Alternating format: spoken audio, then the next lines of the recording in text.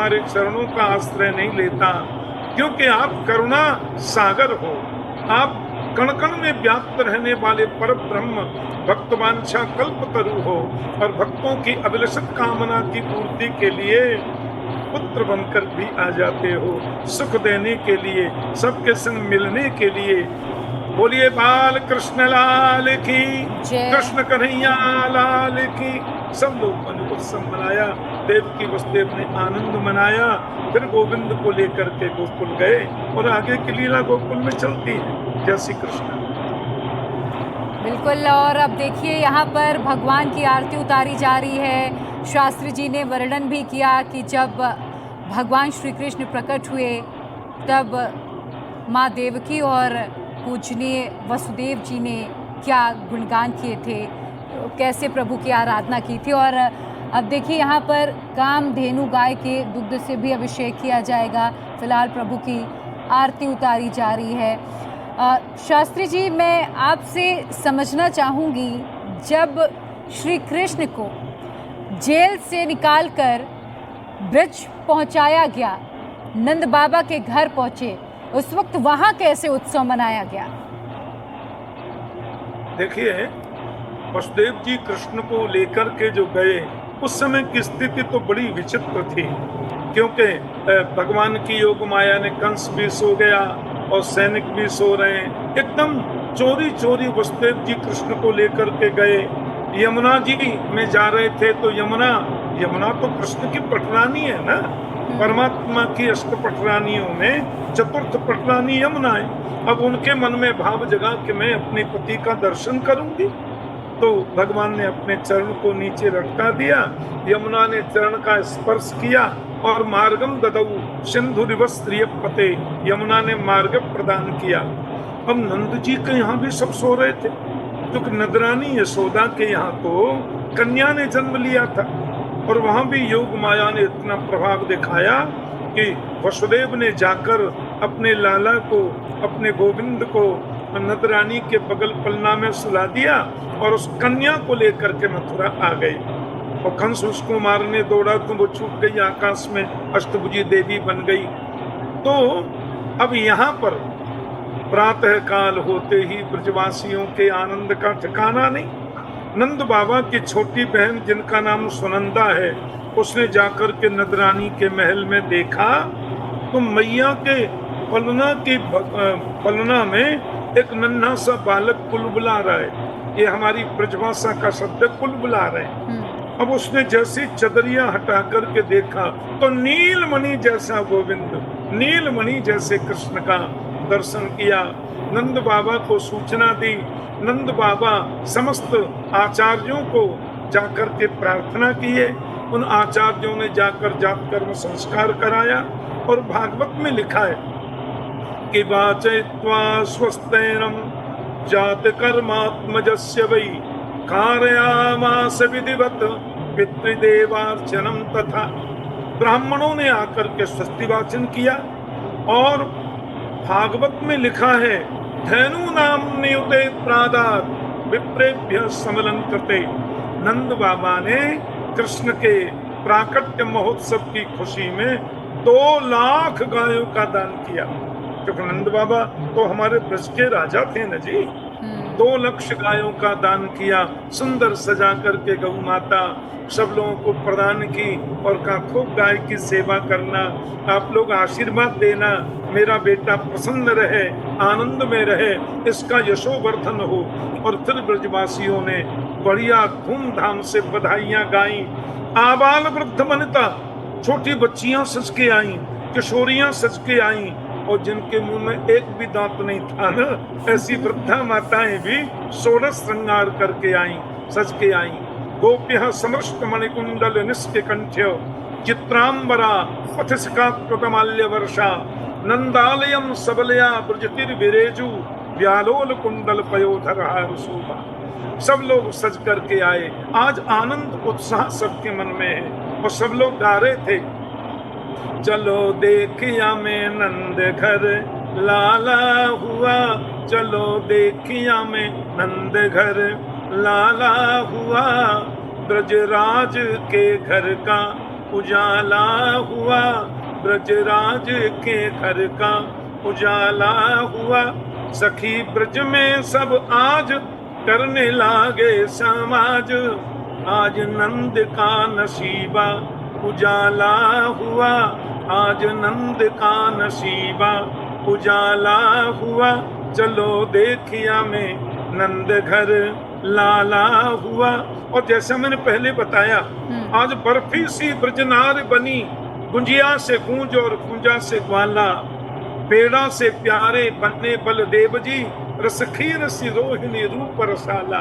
नंद महीप बने नमकीन, गोकुल गोप सब गरम मसाला। जायो यशोदा जलेबी सी रानी ने, आज रबड़ी सी रात में लड़ुआ सुलाला।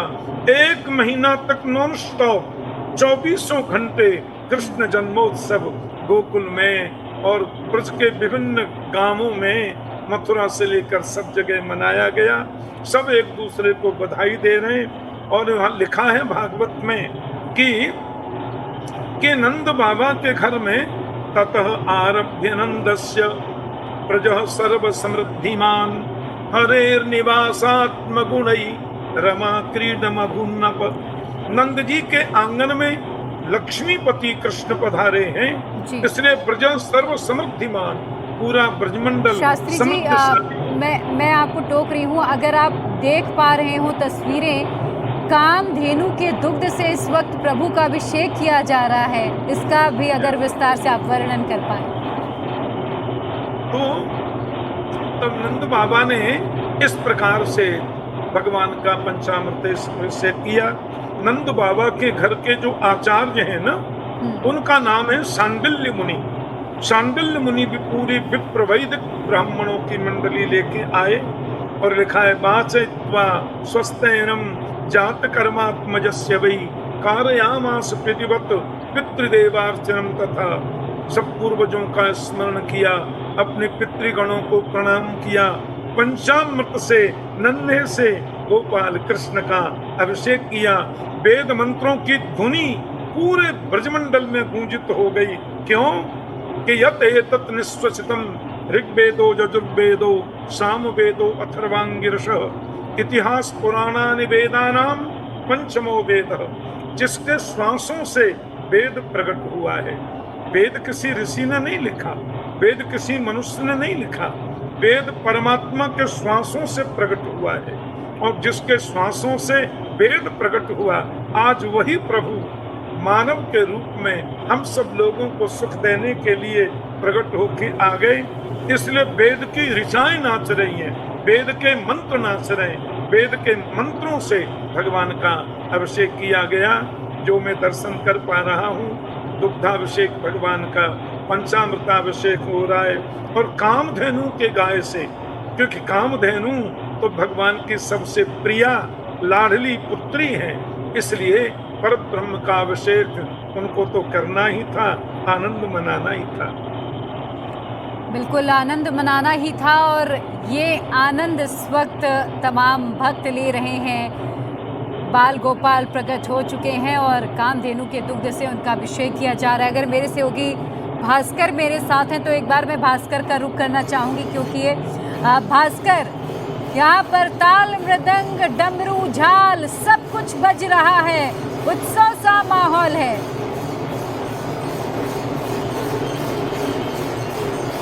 बिल्कुल, देखिए जन्मोत्सव भगवान का क्या होता है और वो कितना बड़ा उत्सव होता है, ये पता चलता है।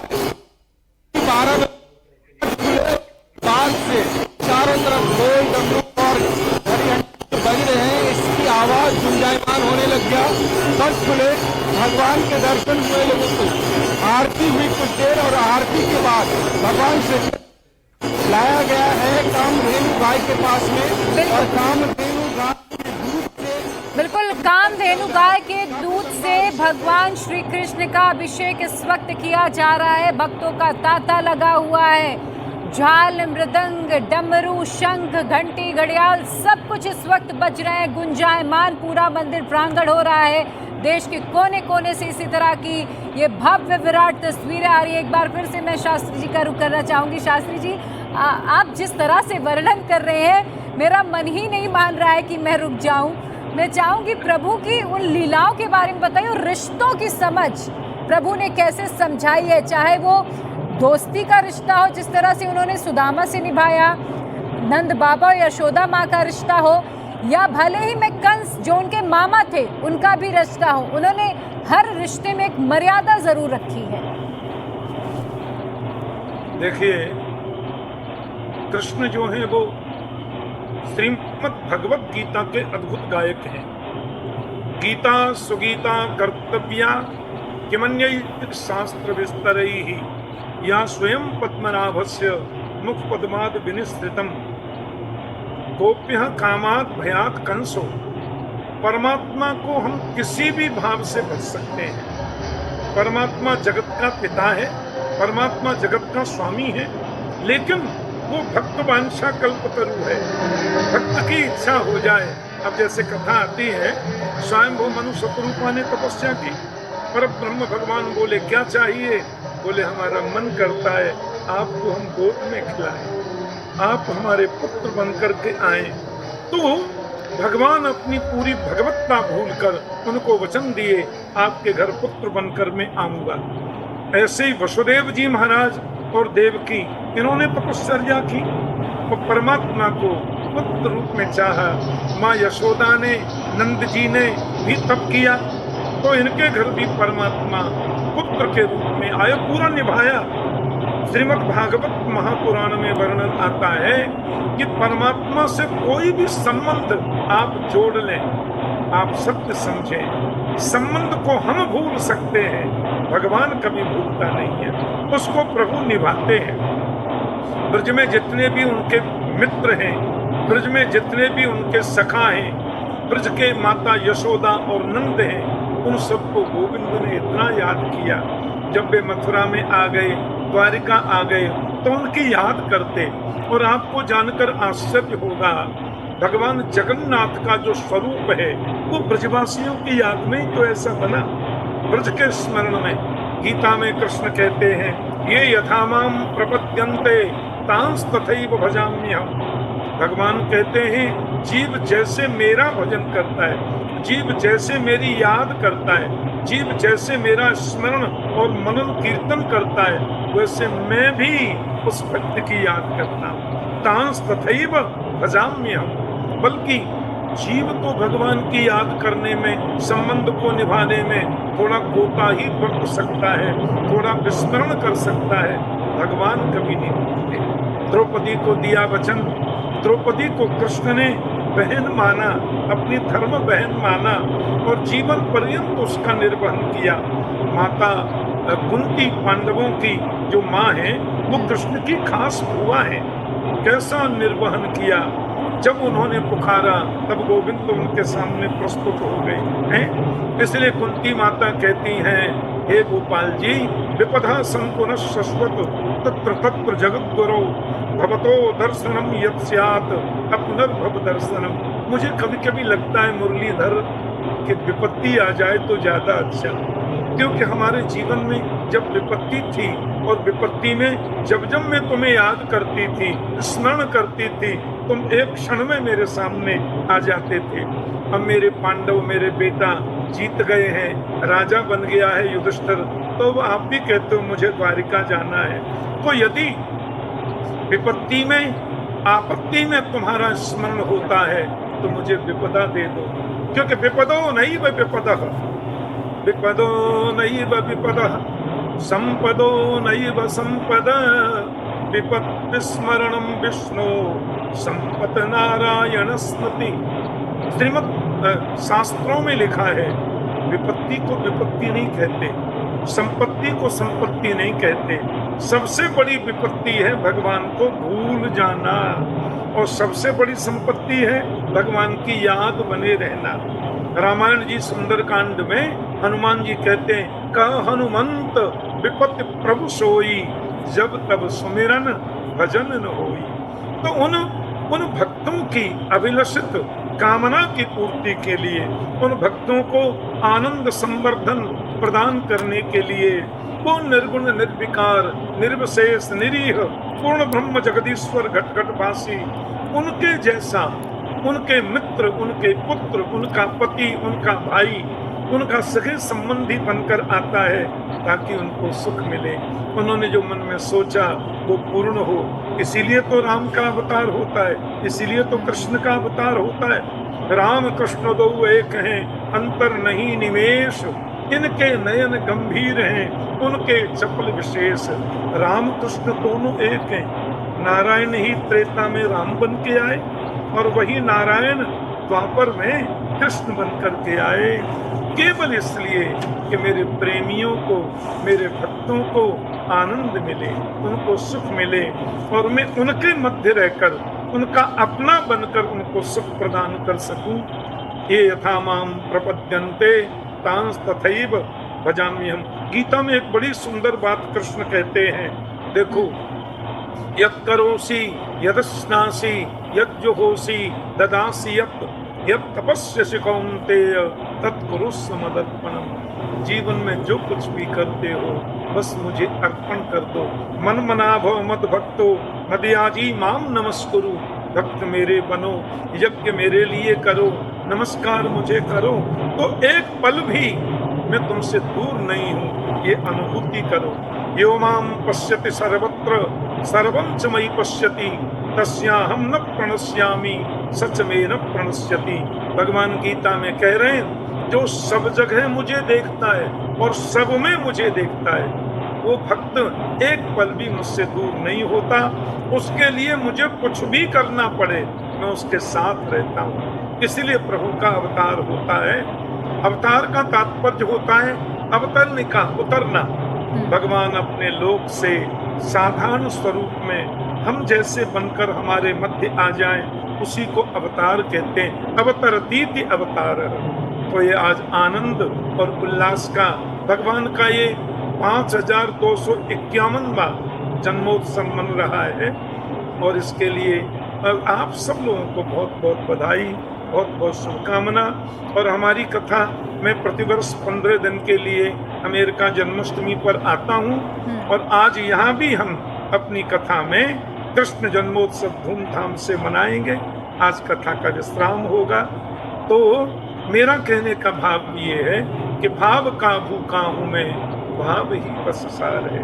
परमात्मा भाव के भूखे हैं, भगवान प्रेम के भूखे हैं। और प्रभु कहते हैं भागवत में, न दानम न तपो नेज्या न शौचम न व्रतानि च प्रीयते अमलया भक्त्या हरिनन्यत विडम्बनम। दान करना चाहिए, तपस्या होनी चाहिए, यज्ञ होना चाहिए, पर ये सब भगवान से मिला देंगे इसमें संदेह हो सकता है। लेकिन प्रियते अमलया भक्त्या, अमल भक्ति जब मन में आ जाए, निर्मल भक्ति अंतस्थ में जागृत होता है, तो भगवान प्रसन्न होते हैं। और माँ यशोदा की उस अमल भक्ति का ये परिणाम, देवकी की निर्मल भक्ति का ये परिणाम कि जगत का पिता उनका पुत्र बन करके आ गया। कर्तुम अकर्तुम अन्यथा कर्तुम समर्थ ईश्वर। नहीं करने पर जो सब कुछ करे और करने पर भी जो कुछ न करे, इसीलिए तो वो ईश्वर है, इसलिए तो वो जगदीश्वर है। ऐसे भगवान के प्राकट्य जन्मोत्सव की पूरे भारतवासियों को और संपूर्ण विश्व में हमारे सनातनी हिंदू भाई जहाँ जहाँ भी रहते हैं, जो उत्सव मना रहे हैं, सबको बहुत बहुत बधाई, बहुत बहुत शुभकामना, बहुत बहुत मंगल कामना। जय श्री कृष्ण। बिल्कुल। तो देखिए, शास्त्री जी जिस तरह से वर्णन कर रहे हैं कि प्रभु को आप अपना मान लीजिए, प्रभु आपको उसी भाव से याद करते हैं जिस भाव से आपने प्रभु को पुकारा हो। आप प्रभु के चरणों में अपने आप को समर्पित कर दीजिए, आपकी हर पीड़ा प्रभु अपनी पीड़ा बना लेते हैं। शास्त्री जी लेकिन कहते हैं कि प्रभु चित्त चोर भी हैं, कान्हा चित्त चोर भी हैं। अगर आपको मथुरा वृंदावन जाना है, प्रभु को याद करना है, तो बड़ा संभल के करिए, क्योंकि प्रभु चित्त भी चुराते हैं। मैं शास्त्री जी से पहले एक बार जल्दी से नीतीश का रुख करना चाहूँगी। नीतीश, प्रभु का जन्म हो चुका है।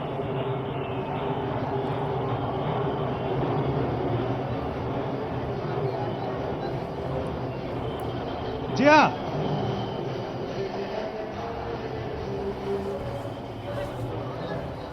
नीतीश, आप अपनी बात कहें।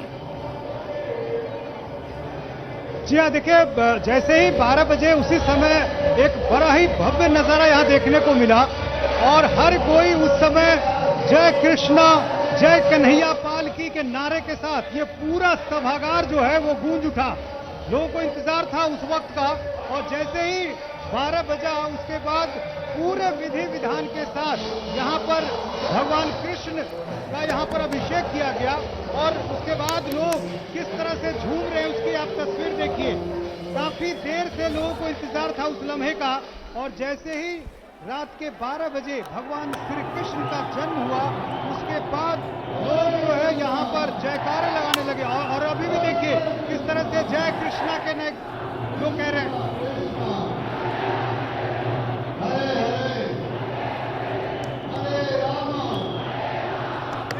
संयोग इस बार लोग देख रहे हैं इस बार की जन्माष्टमी में 2024 की जो जन्माष्टमी है यदि आप ऐसे देखें तो 5251वां जन्मोत्सव है भगवान श्री कृष्ण का और इस दिन एक दुर्लभ योग माना जा रहा है। ज्योतिषाचार्य जो है वो कह रहे हैं कि जैसा द्वापर युग में संयोग बना था वैसा ही संयोग इस बार बना है।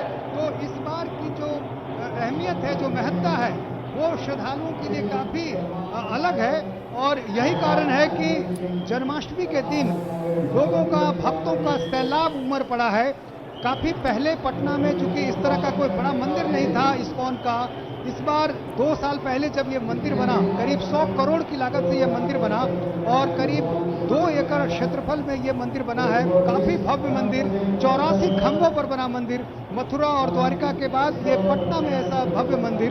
तो जाहिर है जो भक्त थे उनके लिए एक बड़ा मौका होता है जन्माष्टमी के दिन और यही कारण है कि आप देखिए जो लोग आए हैं छोटे छोटे बच्चे को कान्हा बनाकर लाए हैं, लोग हाथ में मोर के पंख लेकर आए हैं और हर कोई इस पल को अपने कैमरे में कैद करना चाहता है और इसलिए हर किसी के हाथ में आप देखिए मोबाइल और मोबाइल से उस लम्हे को लोग कैद करना चाहते हैं जब भगवान श्री कृष्ण का जन्म हुआ और जन्म के बाद जो विधि विधान की जो पूरी प्रक्रिया है वो अभी यहाँ पर तुरंत संपन्न हुई है।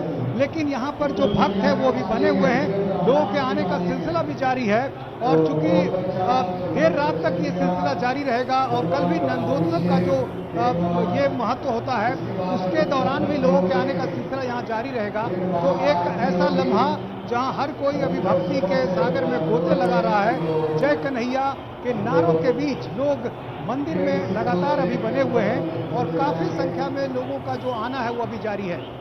बिल्कुल, काफी संख्या में लोगों का आना जारी है और दूसरी तरफ मथुरा से हम आपको सीधी तस्वीरें दिखा रहे हैं जहां भगवान का दुग्धाभिषेक लगातार किया जा रहा है। भय प्रकट गोपाला जय कन्हैया लाल की जय घोष से पूरा मंदिर इस वक्त गूंज रहा है। देश भर में आज जन्माष्टमी की धूम है और 12 बजने का इंतजार किया जा रहा था। देखिए अब प्रभु का जन्म हो चुका है। शास्त्री जी, मैं थोड़ी देर पहले कह रही थी कि कान्हा चित्त चोर भी है। कहते हैं कि एक बार कान्हा में चित्त लग गया तो फिर कहीं चित्त लगाने के लायक बचेंगे नहीं।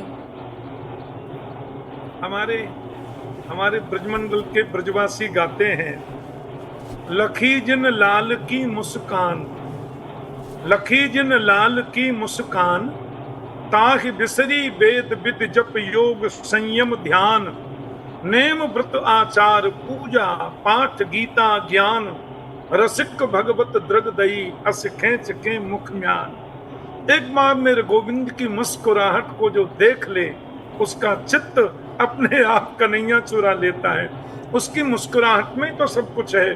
भगवान जब जरासंध के यहाँ पे गए थे, कृष्ण और भीमसेन अर्जुन तीनों विप्रवेश लेकर गए क्योंकि जरासंध ने काफी लोगों को तकलीफ दे रखी थी। तो वहां गए और अपना वेश बदल के गए। तो भगवान ने जब अपना परिचय दिया, हम लोग हिमालय से आए जो तो जरा सा मुस्कुरा गए। तो अर्जुन ने कृष्ण को हाथ पकड़ के थोड़ा दबा दिया, बोले हंसो मत।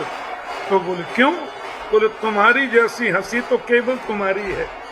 भगवान कितना ही वेश बदल लें, कितना ही रूप बदल लें, लेकिन मुस्कुरा गए तो कृष्ण को कोई पहचानने से रोक नहीं सकता। वो तुरंत पहचान में आ जाएंगे क्योंकि ऐसी मुस्कुराहट तो चित्त चोर है वो है। और वास्तव में देखा जाए तो हमारे जीवन की जितनी बुराइयां हैं, हमारे जीवन में अविद्या, अस्मिता, राग, द्वेष, अभिनिवेश, अहंता, ममता, ये जो वो दुष्परिणामों को जन्म देने वाली बुराइयां हैं, इनको भी चुराता है कृष्ण। और जब चित्त को चुरा लिया तो फिर बचा क्या? भागवत में लिखा है, चित्तम सुखेन भवता परितम गृहेषु यन्निर्विसत्युत करौ अपि गृहीय कृत्ये पादौ पदम न चलतस्तव पाद मूलात् यामह कथम ब्रजमथो करवाम किम्बा। ब्रजांगनाएं कहती हैं, हम कैसे घर को जाएं गोपाल, हमारे चित्त को तो आपने चुरा लिया। और यदि चले जाएं तो पैर चलने को राजी नहीं है, और वहां चले भी जाएं तो जाकर करवाम किम्बा, जाकर करेंगी क्या? तो एक बार मेरे गोविंद में मन लग जाए, एक बार योगेश्वर कृष्ण के चरणों में मन लग जाए, तो वो मन फिर भटकता नहीं है, वो मन फिर सत्कार्यों में ही प्रवृत्त रहता है, भक्ति में ही प्रवृत्त रहता है, राष्ट्र धर्म और नीति पर चलने की प्रवृत्ति वाला वो चित्त हो जाता है। क्यों? कि वो चित्त गोविंद ने चुरा लिया। और गोविंद गीता के गायक हैं, गीतों के उपदेशता हैं, ज्ञान के स्वरूप हैं, भक्ति का स्वरूप हैं। इसलिए उन भक्तों का चित्त चुराने के बाद भक्तों का चित्त भगवानमय हो जाता है। आपको मालूम है, भगवान कृष्ण की माता का नाम यशोदा है और राधा रानी की माता का नाम कीर्तिदा है। तो संस्कृत में यशः ददातीति यशोदा, परमात्मा की लीला में जो यश प्रदान करे उसको यशोदा कहते हैं। और कीर्तिम ददातीति कीर्तिदा, जो भगवान की लीला में कीर्ति प्रदान करे वो कीर्तिदा। और कीर्ति माने यश और यश माने कीर्ति। तो राधा कृष्ण दोनों के माता का नाम एक ही तो हुआ, एक ही तो अर्थ हुआ। देखिए, कान्हा जी इस वक्त मेरा भी चित्त चुरा रहे हैं और शंख के द्वारा पंचामृत से भगवान का अभिषेक किया जा रहा है, इसके बारे में भी बता पाएं अगर आप। हाँ, जैसा कि मैंने पूर्व में कहा था अभी कि पंचामृत जो है, जिसमें जल, दूध, घृत, दही, शहद, इन पांचों को मिलाकर के पंचामृत बनता है। और 5 प्रकार के तत्व होते हैं, पृथ्वी, जल, तेज, वायु, आकाश। इन 5 तत्वों से ही संसार बनता है। चैंटी से लेकर के हाथी पर्यंत सब 5 तत्वों से बनते हैं। क्षितिजल पावक गगन समीरा पंच रचितिहा शरीरा, तो सबके शरीर उससे बनते हैं। तो पंचामृताभिषेक का मतलब है कि हमारे 5 तत्व मजबूत हों। प्रकृति के जो 5 तत्व हैं वो स्वच्छ रहें, वो मजबूत हों, और ये 5 तत्व आपको समर्पित होंगे तो यह संसार के उन्नयन में, संसार के प्रवर्धन में अपना योगदान निभा पाएंगे। यही ब्रज की लीला में अभिषेक करने का तात्पर्य है। और यही गोवर्धन पूजा का मतलब है, गो संवर्धन। गोकुल का मतलब भी यही है, गवाम इंद्रियाणाम कुलम गोकुलम। तो हमारी 5 ज्ञानेंद्रियां, 5 कर्मेंद्रियां, ये सब भक्तिमय बने। इसीलिए हम लोग पंचामृत अभिषेक करके इन 5 कर्मेंद्रिय, 5 ज्ञानेंद्रिय और 5 तत्व, इनके द्वारा जो कुछ भी संवेष्टित हो पाता है उसे हम परमात्मा को समर्पित करते हैं। यही पंचामृताभिषेक का मतलब है। जी, तो देखिए इस वक्त पंचामृत अभिषेक भगवान श्री कृष्ण का किया जा रहा है और नृत्य गोपाल दास जी अभिषेक करते हुए नजर आ रहे हैं। त्रिशूल भी लहराया जा रहा है सामने, प्रभु का श्रृंगार भी होगा। और देखिए किस तरह से वहाँ भक्त दोनों हाथ ऊपर उठा के तालियां बजाते हुए भगवान का सुमिरन कर रहे हैं, भगवान का पाठ कर रहे हैं, उन्हें याद कर रहे हैं। और ये जो भक्ति रंग है, जिस तरह से पूरा माहौल इस वक्त भक्तिमय हुआ है, विरले ही ऐसी तस्वीरें नज़र आती हैं। श्री कृष्ण जन्माष्टमी का ये त्यौहार इतना पावन त्यौहार है कि जो सबको एक सूत्र में पिरो देता है। शास्त्री जी, चूँकि हम चित्तचोर कान्हा की बात कर रहे हैं, कहते हैं कि जब कान्हा निकलते थे गोपियों से, जब वो गोपियों को छेड़ते थे तो अगर कोई काजल लगा रहा है तो काजल ही लगाते रह जाता था, कोई अपने बाल संवार रहा होता है, कोई आईना देख रहा था, वो अपने सुध बुध ही खो बैठती थी। नहीं, वर्णन तो यहाँ तक आता है कि एक मैया तो इतनी आनंद में भर गई कि कृष्ण को देखकर ओठ में लगाने वाली चीज आंख में लगा ली, आंख वाली चीज ओठ में लगा ली, ये उनकी स्थिति बन गई।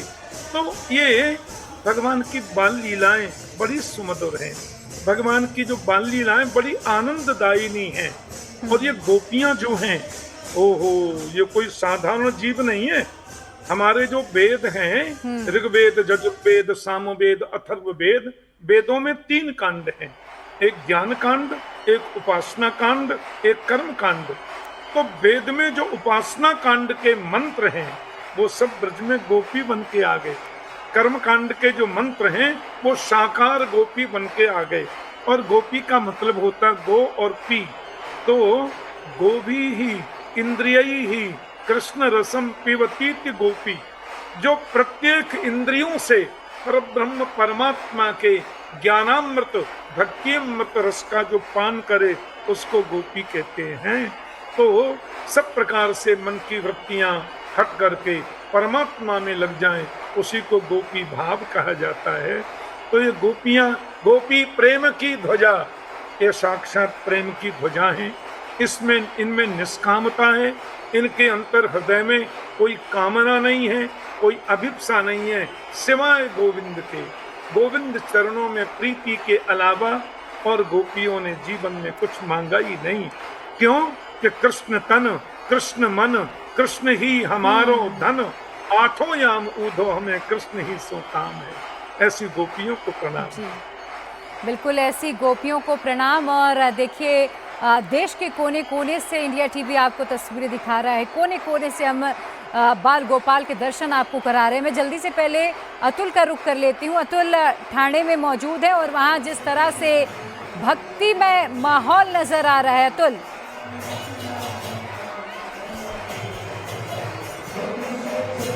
आपको मैं तस्वीरें दिखा रहा हूँ, वाकई भक्ति माहौल इस समय हो गया है। भक्ति रस में इस समय पूरा मंदिर समूचा डूब चुका है और जो भक्त आ रहे हैं वो भक्ति के क्रम में इस तरीके से रम गए हैं, भक्तिमय हो गए हैं। लगातार यहाँ पर झूम रहे हैं, नाच रहे हैं, हाथ ऊपर करके तालियां बजा रहे हैं, क्योंकि भजन लगातार यहाँ पर बज रहा है। और सबसे ज्यादा मनमोहक और खूबसूरत तस्वीरें ये देखने को मिलेगी, बड़ी संख्या में लोग अपने छोटे छोटे बच्चों को लेकर आ रहे हैं।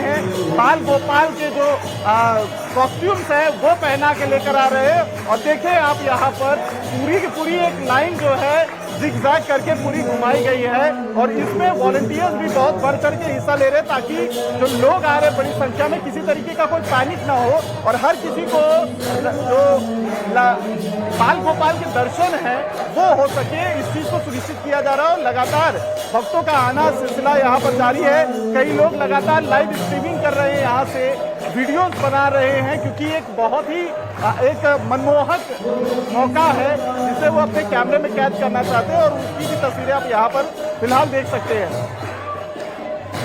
बिल्कुल, तो देखिए यहाँ पर कृष्ण की वेशभूषा पहनकर जो छोटे छोटे बच्चे हैं वो पहुँच रहे हैं। लेकिन दिल्ली के इस्कॉन टेम्पल में भी भक्तों का तांता लगा हुआ है। अनामिका, प्रभु का तो जन्म हो चुका है, लेकिन क्या सैलाब कुछ कम हुआ या उतनी ही संख्या में अभी भी भक्त प्रभु की भक्ति में झूमते हुए आपको नजर आ रहे हैं? हो चुका है, लेकिन जो भक्तों का सैलाब है वो आपको दिखा दूं कि बढ़ता ही जा रहा है। अभी भी दर्शन प्रार्थी जो भक्तगण हैं वो लगातार आ रहे हैं और कृष्ण भक्ति में इस समय सभी भक्तगण डूबे हुए हैं। हम आपको बता दें कि जब द्वापर युग में कृष्ण जन्म हुआ था तब बारिश आई थी, आंधी आई थी। आज वैसा ही मौसम राजधानी दिल्ली में है, लगातार बारिश हो रही है, लेकिन उसके बावजूद भी जितने भी भक्तगण हैं उनकी कोशिश है कि किसी न किसी मंदिर में जाए और भगवान के दर्शन करें।